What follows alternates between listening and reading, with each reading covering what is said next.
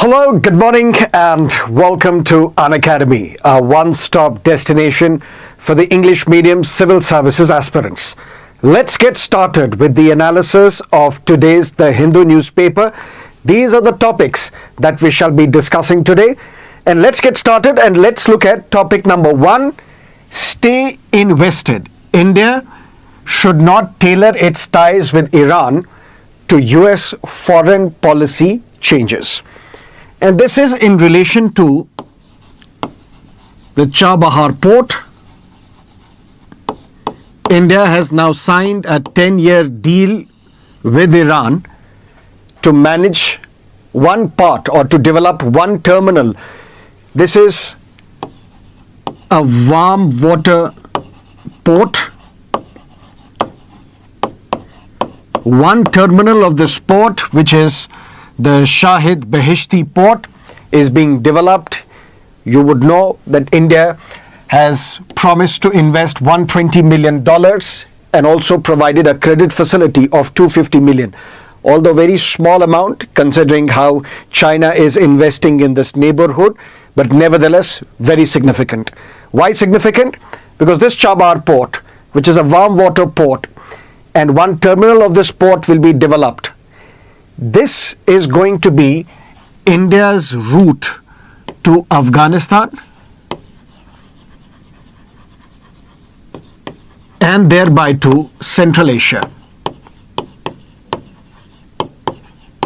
Afghanistan, a landlocked country, if India has to reach Afghanistan, it has to currently take the route of Pakistan. And you would know the relationship between India and Pakistan. Why would Pakistan allow India entry into Afghanistan?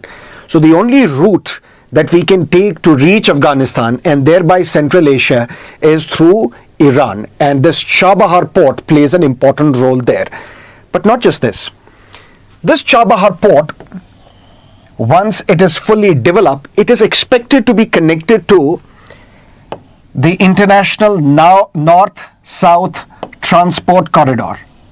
And through this, India will come closer to Europe through Iran, through Azerbaijan, and then Russia as well. And then this is going to be an alternate route to the Suez Canal as well. So long story short, it is a very, very important strategic development for India. Although this process started a decade ago, but now we can see that it has now culminated, or it is about to get culminated. But the point is, if Chabahar port is very important, not just because it provides entry to Afghanistan, not through Pakistan, but through Chabahar port, not just because it is going to be connected to the north-south corridor, and through that India will be connected to Europe through Iran, Azerbaijan, Russia, not just because it's going to be an alternate route to the Suez Canal, but also because just closer to the Chabahar port, roughly 200 kilometers from the Chabahar port, you can see Gwadar port in Karachi, in Pakistan, and where massive investments have been made by China. And China, you would know, there is a term used called string of pearls, where China is making strategic investments in the maritime route surrounding India so as to encircle India. When we look at the port in Sitwe port in Myanmar, or we look at a port in Bangladesh, or we look at the Hambantota port in Sri Lanka, or the Gwadar port in Karachi, you can see that China, through its strategic investments in the maritime route, is trying to encircle India. But now, if you look at China, it has also set up its military base at Djibouti, which is near the Horn of Africa. This investment will be a very, very important strategic development for India. But not just this, it has been clouded by United States, and United States is now threatening sanctions. Why sanctions? Something that we discussed yesterday as well. CAATSA, Countering America's Adversaries Through Sanctions Act. So, United States, and who are the adversaries, enemies of United States? 3 countries: Russia, North Korea, and Iran. Any country or any business establishment which conducts transactions of significant nature with these 3 adversaries of United States, sanctions will be imposed against those countries. For example, we have been buying S-400 defense system, which is considered to be the best defense system in the entire world. But luckily, or through the diplomatic prowess of Indian foreign policy, United States has not imposed sanctions on India because we purchased S-400 defense systems from Russia. But these S-400 defense systems were purchased by China as well, were purchased by Turkey as well, and United States did impose sanctions against these entities, but not India, because India has now been recognized as a very important market, a very important emerging country on the world map of global powers. But that's one. Second, on Chabahar, which the process started in 2013, but then it could not materialize. Why? Because at that time, United States and the West, they had accused Iran of manufacturing nuclear weapons or trying to develop nuclear weapons. But then something happened in 2015 when Joint Comprehensive Plan of Action, which is also known as Iran Nuclear Deal, and this deal was negotiated by P5+1 countries, 5 permanent members of the United Nations Security Council and Germany. So this Joint Comprehensive Plan of Action or Iranian Nuclear Deal, which was signed, where Iran gave up its nuclear technology, or we can say Iran accepted that we will not develop nuclear weapons, and for that you have to revoke the sanctions which have crippled our economy because we are dependent upon the oil exports. Look at our aircraft, or look at our aircrafts. Because we are not able to purchase the equipments to refurbish these aircrafts, our airline industry is also collapsing. Our economy, which is based and focused on oil exports, that is also crippling. So you will have to withdraw these sanctions. And these 5 countries plus Germany, they tried to negotiate, and this nuclear deal was signed, and that's how then steps were taken. Since there was no cloud on Iran, now India could deal with Iran, and this is when Mr. Modi, when he visited Iran in 2016, this agreement was signed that we will develop the Chabahar port. But at that point in time, if you notice, there was United States presence in Afghanistan. So United States was present in Afghanistan. Afghanistan was not under the grip of Taliban, which it is currently. So this Chabahar port was seen as a trilateral initiative where Iran would also be benefited, where Afghanistan would also be benefited, where India would also be benefited. But since United States had a stake in this region, in Afghanistan, because it was present in Afghanistan, that is why United States did not try and stop India from dealing with Iran on Chabahar, because the American interests in Afghanistan were paramount for United States foreign policy. But now the things have changed. Things have changed because there is no United States in Afghanistan. They withdrew from Afghanistan. Now there is Taliban, and United States has basically abdicated from its responsibility in Afghanistan. Now Afghan people are on their own despite the terrible track record of Taliban when it comes to human rights, when it comes to women's rights in Afghanistan. But the point is, there is no US presence in Afghanistan. Now there is no diplomatic need for United States to exempt India from sanctions because India is dealing with Iran on Chabahar. And now United States is threatening sanctions against India because it is dealing with Iran on Chabahar port.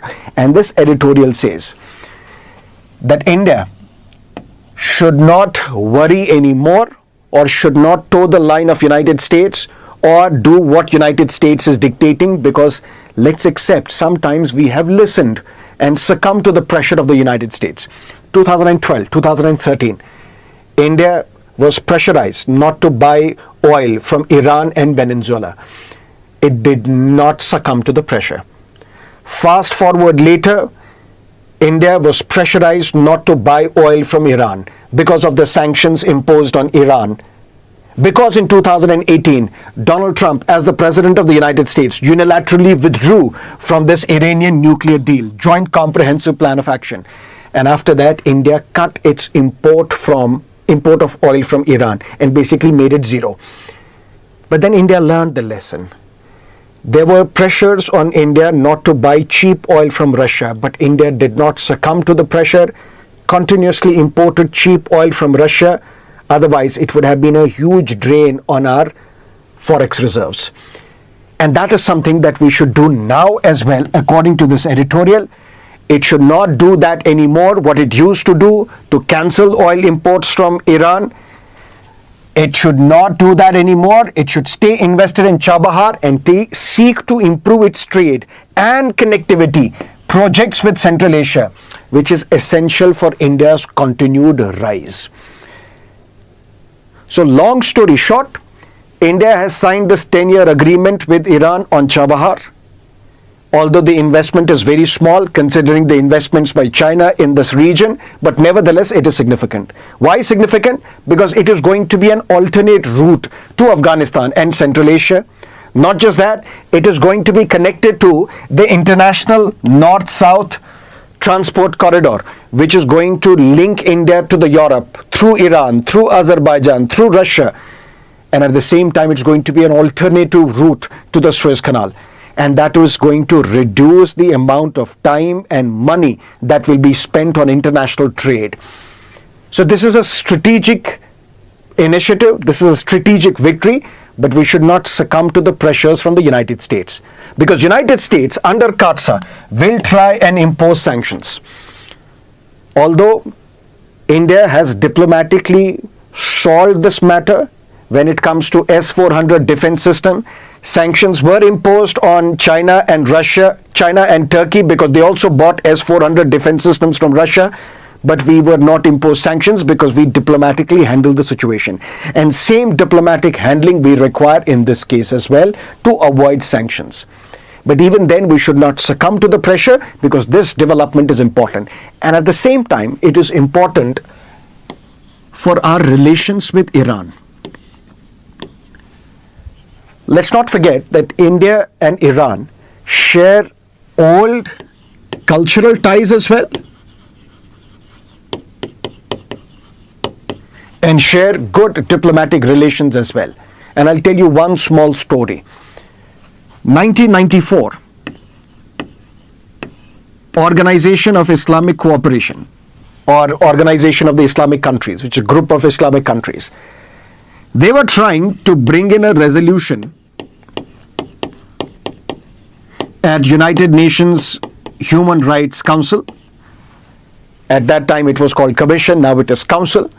And they were trying to bring in a resolution to condemn India for its so-called human rights violations, what they called human rights violations in Jammu and Kashmir. And then the Foreign Minister of India, he was taken from the hospital bed because he was not well. He boarded a flight, went to Tehran and sent a letter and took a letter from Prime Minister Narasimha Rao. And this letter was given to the President of Iran, Rafsanjani. And in this letter, it was, what was mentioned, we don't know, but Iran was tried to be persuaded by India not to support this OIC resolution, not to table this resolution in United Nations Human Rights Council. Because if it was approved in this council, then it would have been sent to United Nations Security Council. And then United Nations Security Council could have imposed sanctions on India. In OIC, all decisions are taken by unanimity. What Iran did not allow this resolution to be tabled. So when in OIC there is no unanimity, there is no consensus. Now this resolution cannot be tabled in the Human Rights Council, and ultimately India was saved from the sanctions thanks to Iran. And that's when the relationship between the two countries deepened. But then there were some statements made by Ayatollah Khamenei, who is the supreme leader of Iran. Because after the Islamic Revolution in 1979, you can't say there is democracy per se in Iran, although elections do take place, but still the supreme leader is Ayatollah Khamenei. He made some utterances wherein he equated Kashmir with Afghanistan. He made some utterances also during the revocation of Article 370, which granted special status to Jammu and Kashmir. But be that as it may, it was also seen as a reaction to what India did at the United Nations when Canada brought in a resolution condemning human rights violations in Iran. India, instead of siding with Iran, abstained from the vote. So Iran basically said, you should not have abstained from the vote, you should have supported us. But then the relationship settled again, and as recent as last year, when another resolution was tried to be when it was tabled in United Nations condemning the human rights abuses in Iran, India voted in favor of Iran. And so did Russia, so did China. But long story short, India-Iran relationship is very important. And let's not forget, Iran is also emerging as a very important, strong player in Middle East. So there are two blocks now in Middle East trying to control or vying for the control of Middle East politics. One is Iran, the other is Saudi Arabia. And the Shia-Sunni rivalry between these two countries, India has to balance it as well. It should not be seen as siding too much in favor of Iran or too much in favor of Saudi Arabia, but at the same time try to balance them. And that's how Mr. Modi has visited Gulf countries numerous times, got the civilian awards from Qatar as well, from UAE as well, because that region for our energy requirements is very, very important, and we need to balance out all the important stakeholders in the Middle East, and at the same time avoid sanctions from United States. That's why this question, although India has followed a balancing act in the Middle East, but the evolving geopolitical realignments could pose newer challenges for India to deepen its cooperation with Iran amid escalating tensions between Iran and the West. Comment: there is some sort of realignment which was also going on in the Middle East, where Saudi Arabia, Qatar, UAE, Bahrain, they wanted to some sort of normalize relations with Israel. But that changed because of the October attacks by Hamas on the Israeli citizens, where hostages were also taken, men, women, children were also killed. And that region is now under chaos. But how does India balance this and at the same time deepen its relation with Iran? That's the question that you need to ask, that you need to answer, considering that there is this growing hostility between Iran and the West. Clear? Let's look at another topic. Why delay in uploading turnout data? Supreme Court orally, verbally asks the Election Commission of India. Now, what's the issue? Phase 1 election, Phase 2 of 2024 Lok Sabha elections. Data at 7 p.m. or 8 p.m. and then data after few days. Few days may be 11 days, few days may be 4 days, but what is this data? Phase 1 elections were over, the voting was over. At 7 or 8 o'clock, Election Commission of India released tentative figures saying the voting percentage was roughly above 60%. Phase 2 was over. At 7 or 8 p.m., ECI released tentative figures saying voting was close to 60.9%, whatever. But after a few days, ECI released the final figures. And now we saw a jump. It was close to 66.14%. It was 66.71% in phase 2. So we saw a jump of 5 or 6 percentage points. This raised eyebrows.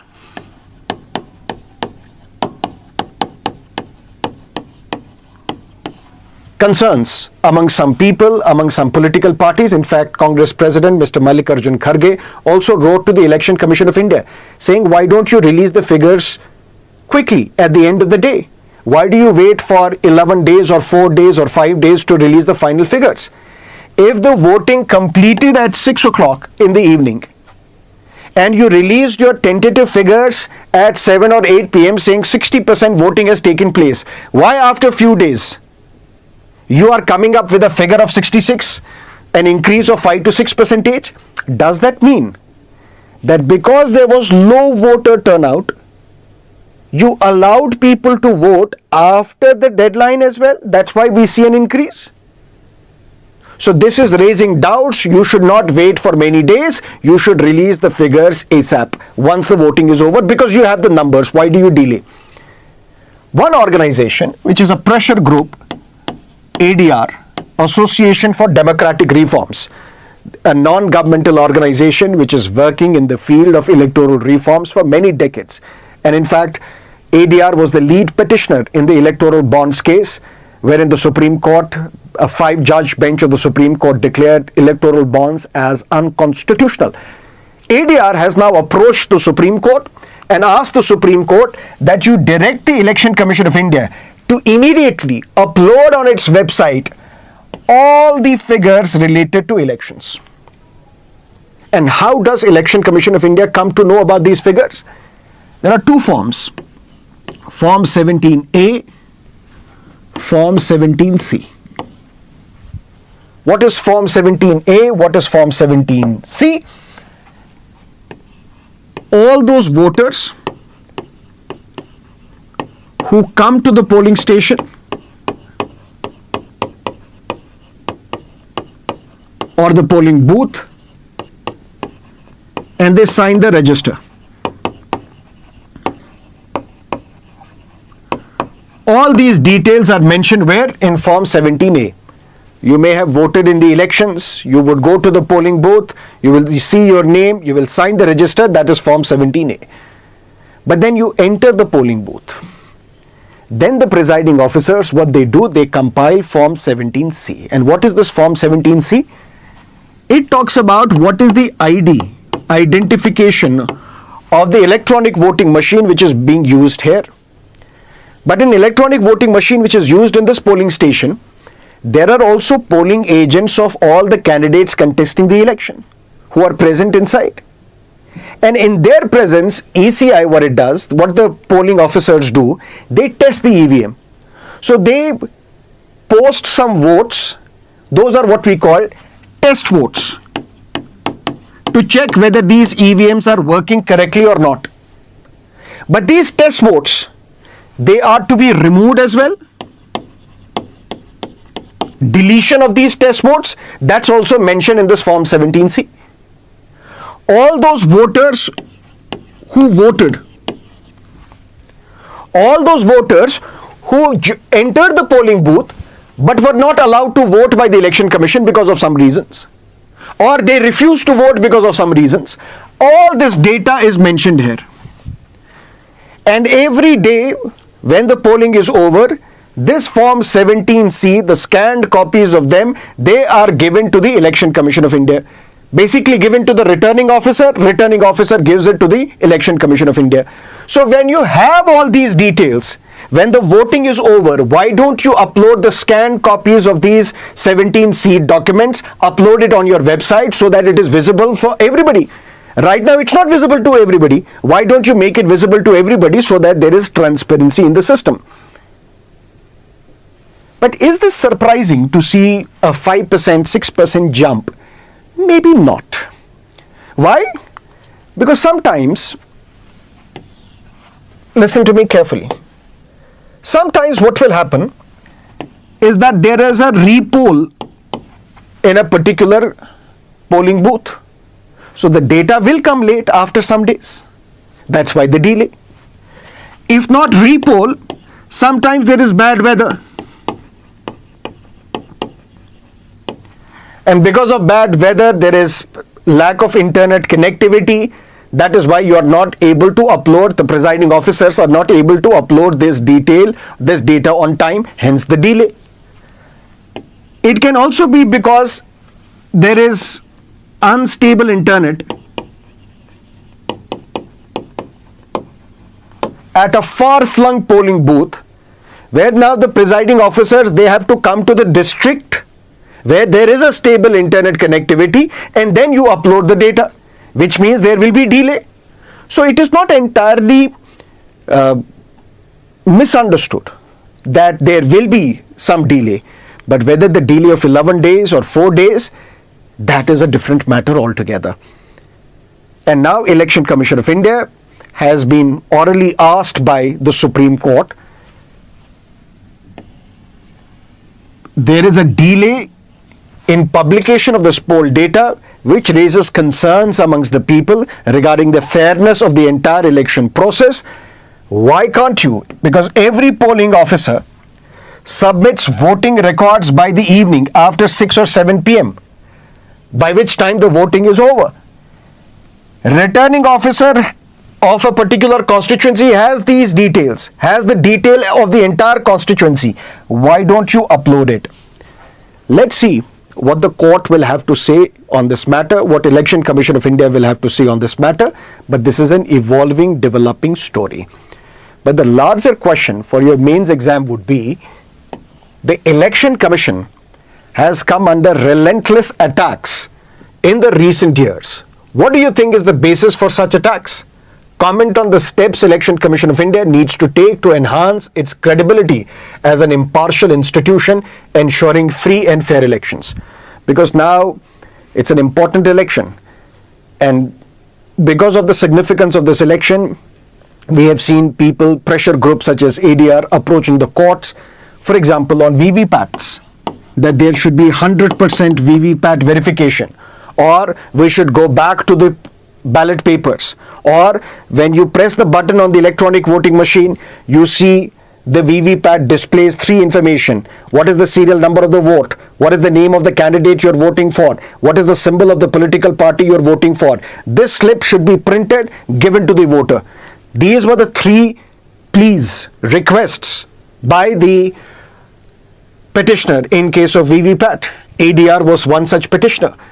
But Supreme Court rejected this and saying, don't doubt the system unnecessarily, because then it will plant seeds of suspicion amongst the people, and it is not good for democracy.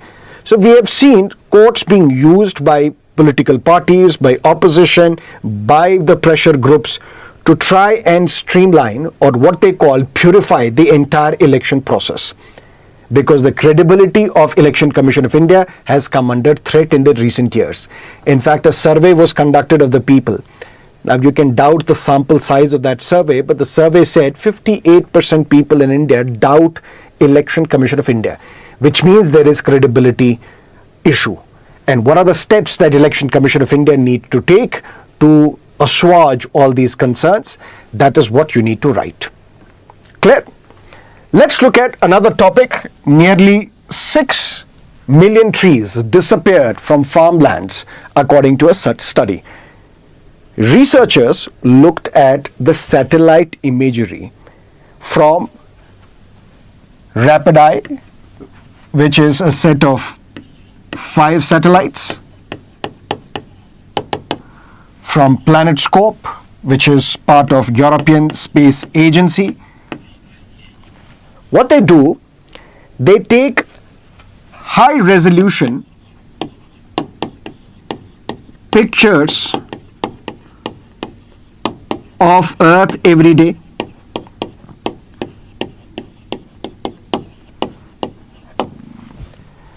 And the high resolution is such that you can see 3 meters or 3.5 meters apart. Which basically means, because of this high resolution, when you see these images, you can see tall trees. And these tall trees are normally 3 meters spaced from each other. So when you scan these images, when you look at these images, you see these trees which are, if at all you can call them trees, my drawing is pathetic, 3 meters or 3.5 meters apart. So when you scan these, when the satellite does the imagery of the Earth, and the high resolution is such that you can see tall trees 3.3 meters apart, basis this data, the researchers have said that since 2019 till 2022, 5.8 million such tall trees have disappeared, which means trees are disappearing. When we look at the Forest Survey of India, Forest Survey of India also surveys India or the lands of India or the acreage in India. But what it does, it looks at the data which is coming from Sentinel. So Sentinel, a group of satellites, they scan, they take the imagery of the Earth, and that is the data that is used by the Forest Survey of India to capture the data in India for the Indian agricultural lands, for the forests, to measure the forest cover in India. But the resolution of such images is 10 meters. So instead of seeing tall trees which are 3 meters apart, what the data from Sentinel gives Forest Survey of India, it can only see block of trees, not individual trees.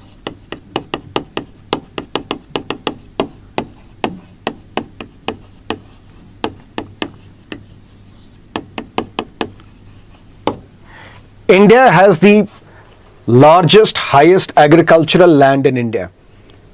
But experts say, although we take a look at the agricultural land, the amount of individual trees, how much are they disappearing, we have no clarity on that.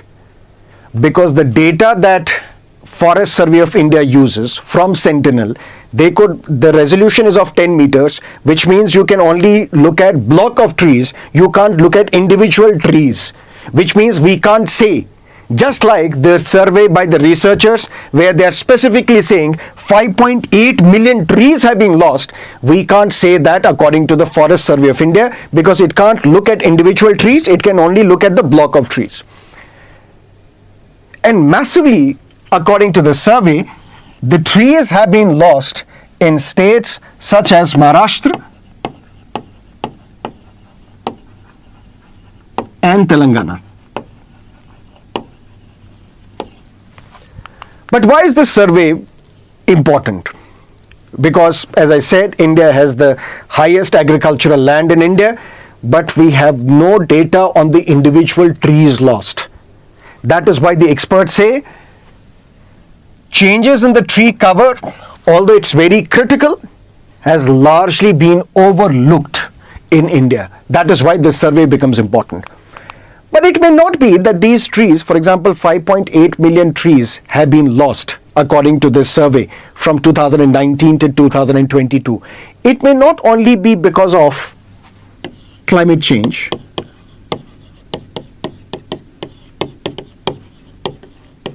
It may not only be because of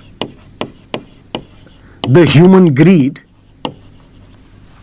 Then what could be the reason? The reason could be this agricultural land where there were trees was converted into paddy field.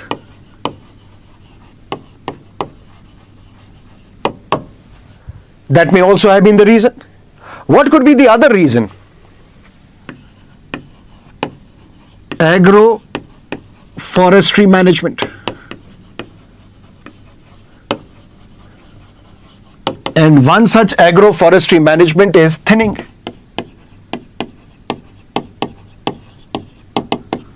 What is this thinning that we are talking about? Listen to me carefully. You are planting trees, but you are planting trees 3 meters apart or 2.5 meters apart. Why? Because you want to avoid weeding. But you are planting trees, samplings of the trees 3 meters or 2.5 meters apart. Why? Because you want to avoid weeding, growing of weeds. But then if these trees are of the same species, they will compete with each other. They will compete for the nutrients. They will compete for water. They will compete for sunlight. So over a period of time, agroforestry management tells us that you have to resort to thinning. What does that mean? That means you will have to fell the trees. Why do you need to fell the trees? So that you can focus on some trees. So that these trees can grow to large height. So that these trees can grow to large diameter. And then these trees, if we focus on, they will be the best sources of timber. That means you are planting more and more trees, samplings of trees, 3 meters, 2.5 meters apart, just to avoid weeding. But then once they grow, they will start competing with each other because they are of the same species. They will start competing for water, nutrients, sunlight. Then what you have to do, agroforestry management tells us you have to resort to thinning. That means fell the trees and focus on some trees, so that these trees will grow to much larger height. Their diameters will also increase. Otherwise, they were competing with each other. So that may also be the reason. Nevertheless, this survey is significant, and we need to ensure that, or we need to ask the policymakers that now you should consider the satellite imagery from, let's say, rapid eye, so that we can look at the high resolution images of 3 meters, so that we can also look at the forest cover, so that we can also look at the number of individual trees and not just the block of trees as Forest Survey of India currently does. Clear? Let's look at focus prelims. First, JJP writes to Speaker to disqualify 2 MLAs for anti-party activities. The question for you, can a member be disqualified for anti-party activities? If yes, then under what law? And that law is 10th schedule of the Constitution that deals with anti-defection law, which was enacted in 1985. More details by the 52nd Constitutional Amendment Act. But sir, how? A member of a house. Who are these 2 MLAs? They are member of the House, Legislative Assembly.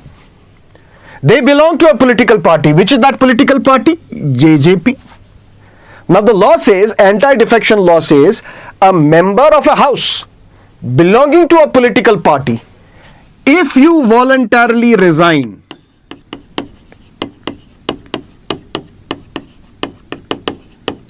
from your political party, you will be disqualified under anti-defection law.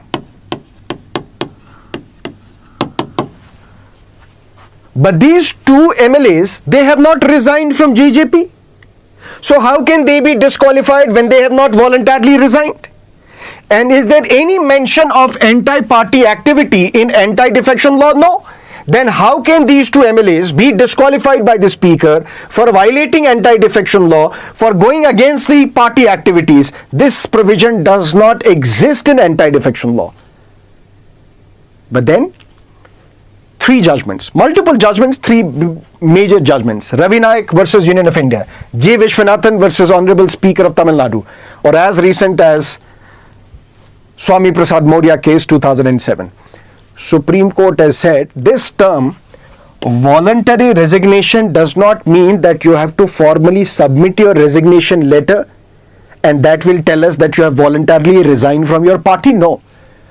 Voluntary resignation means we have to look at the conduct of this legislator outside the House. If your conduct outside the House is such that we can safely assume that you have voluntarily resigned from your political party, you can be disqualified under anti-defection law. What are the activities outside the House? JJP writes to the Speaker saying these 2 MLAs, we have proof that they are openly seeking votes for the BJP, that they are attending the rallies of the BJP, that they are not attending the meetings called by the JJP, that means they are doing anti-party activities. That means their conduct outside the house is such that we can assume that they have voluntarily resigned from the party. And since they have voluntarily resigned from the party, under anti-defection law, they should be disqualified. So yes, although the term anti-party activity is not a ground for disqualification under anti-defection law, but the Supreme Court has expanded the scope of voluntary resignation, saying if the conduct of the member outside the house is such that although you have not resigned from your party, but your conduct is such that we can assume that you have voluntarily resigned from your political party because your conduct is such that you are attending the rallies of the opposition, participating in their meetings, asking for votes for their name. It means that you have voluntarily resigned and you could be disqualified under anti-defection law. But whether these MLAs will be disqualified or not, we don't know.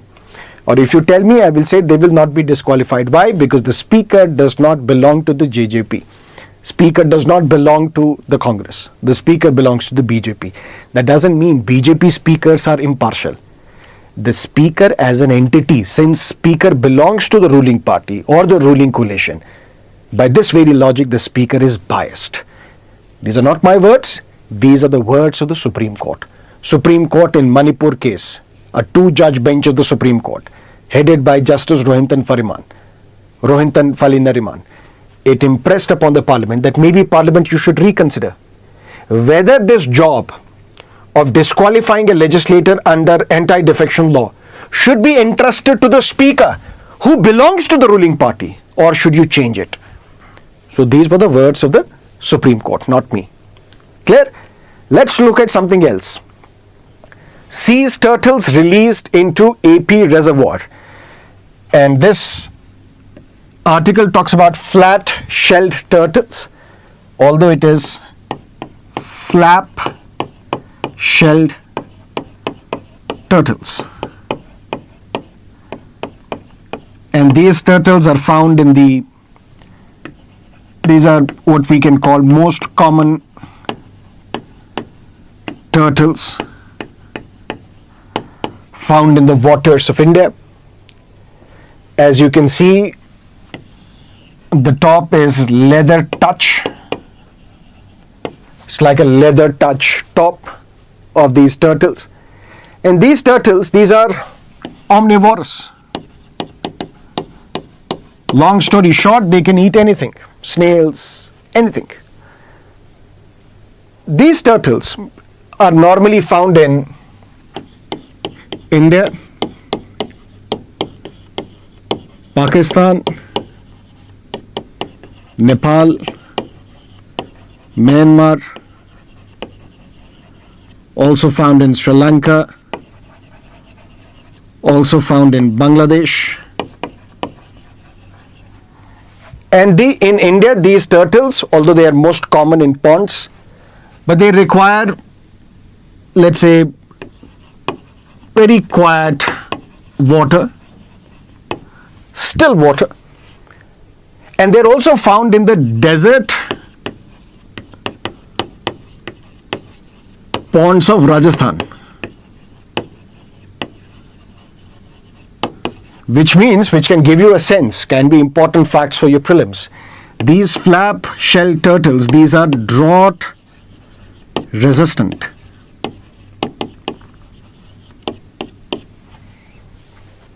Clear? The year was 1975. On the proposal of Bangladesh,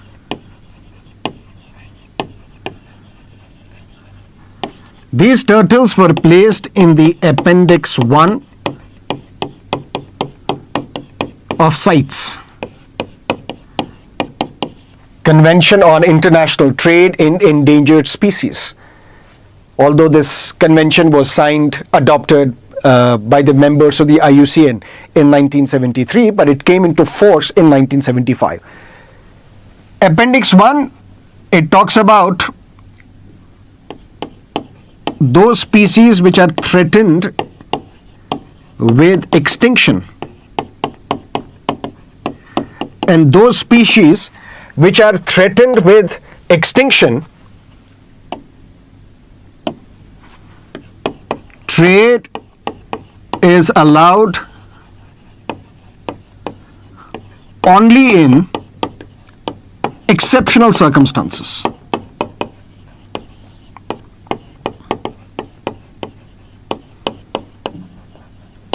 So these flap shell turtles, they were placed under Appendix 1 of CITES, those species which are threatened with extinction, and that is why trade is allowed but only in exceptional circumstances. But the year was 1995 when this flap shell turtle was placed in the Appendix 2 of CITES, which means not threatened with extinction,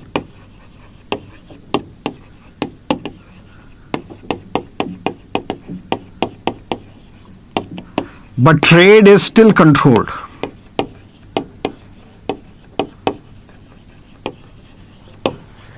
And today, if you see what is the IUCN status of these turtles,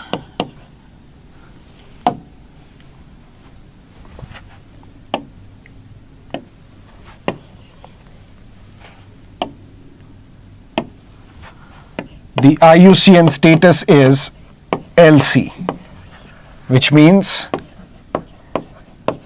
least concern. That's what you need to understand regarding the flap-shelled turtles. Let's look at the last item. Namesakes join election battle in constituencies across West Bengal. Mr. Bishwajit Das is contesting, but there are two other independent candidates with the same name. And this is not just in one constituency, this is in 7 constituencies in West Bengal in this phase. But this is nothing. If you look at constituency in Tamil Nadu, Ramananthapuram, where O. Paneer Selvam is contesting elections, and there are other independent candidates as well with the name OPS, another candidate with the name OPS, another candidate with the name OPS, another candidate with the name OPS. So there are 5 OPS candidates in this constituency. And this is meant to do what? These are basically dummy candidates.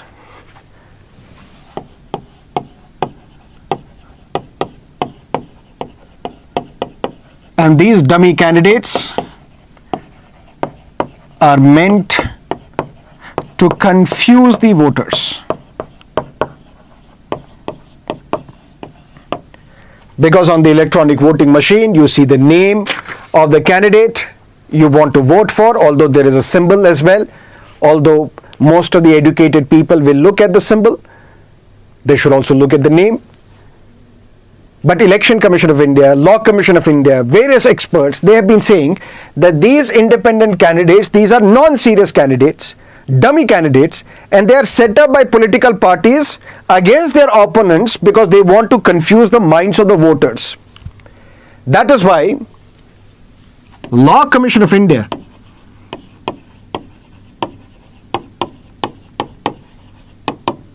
in its 255th report on electoral reforms, it said independents should be barred from contesting.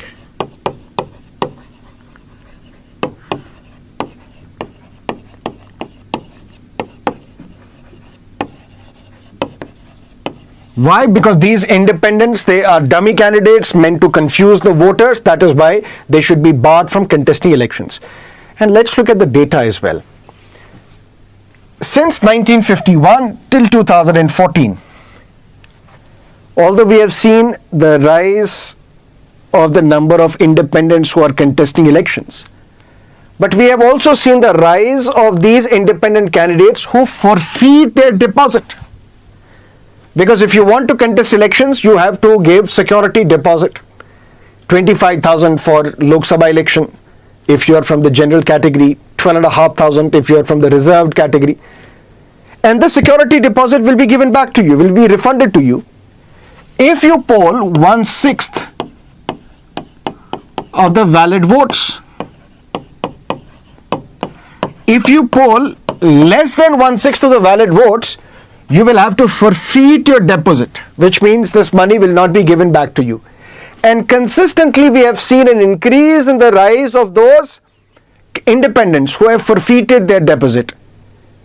From 67%, which means others 33% or 32.5%, they did do well in garnering votes, polling more than 1/6 of the valid votes. But now we have seen consistently this percentage is increasing and it has reached almost 100%, 99.5%. There were hardly 22 candidates in the 2014 Lok Sabha elections, independent candidates who could get their security deposit back, who could poll 1/6 of the valid votes. Remaining, they forfeited their deposit. Going by this trend, going by this analysis, what we can say is that Law Commission may be right in submitting in its report that independent candidates should be barred from contesting elections. These were the 6-7 topics that we had to cover from today's newspaper. That is it from us. We will see you again tomorrow, 10 o'clock in the morning, with another edition of the Hindu newspaper analysis. And don't forget to attend the Conquer Prelims crash course on the app and on our YouTube channel. On the app, we are covering the static portion for Prelims 2024. On YouTube, we are covering current affairs for Prelims 2024. And if you have got some benefit from this lecture by attending this lecture, do let me know in the comment section. And don't forget to press the like button, subscribe to our channel if you haven't yet, and share the links of these classes with your friends and fellow aspirants. Have a great day ahead. Goodbye. Best of luck.